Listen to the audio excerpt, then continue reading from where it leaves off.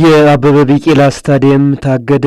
የኢትዮጵያ ከፍተኛ ሊግ፣ የኢትዮጵያ ሴቶች ፕሪሚየር ሊግ፣ የአዲስ አበባ ከተማ የውስጥ ውድድሮችን ጨምሮ በርካታ ውድድሮችን የሚያስተናግደው እንዲሁም የኢንተርናሽናል ጨዋታዎችን ላለፉት 10 ዓመታት ሲያስተናግድ የኖረው አንድ ለእናቱ አበበ ቢቂላ ስታዲየም በካፍ እገዳ ተጥሎበታል።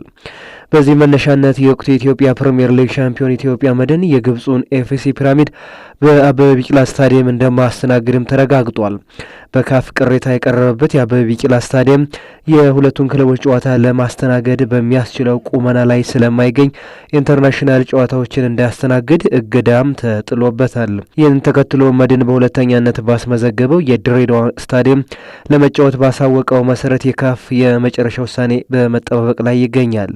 የካፍ ተወካዮች በዚህ ሳምንት ወደ አዲስ አበባ በመምጣት በድሬዳዋ ስታዲየም ምልከታ እንደሚያደርጉም ተነግሯል።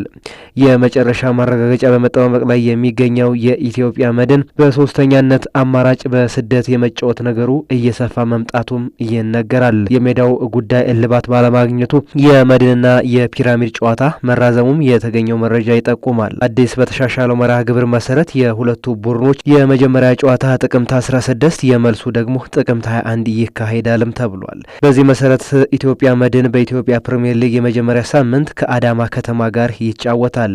የኢትዮጵያ እግር ኳስ ፌዴሬሽን የድሬዳዋ ስታዲየም ያለበትን ደረጃ ለመመልከት ወደ ስፍራው ተወካዮች የላከ ሲሆን በቀጣይ ደግሞ የካፍ ሰዎች ሜዳውን ገምግመው ውሳኔም የሚሰጡ ይሆናል።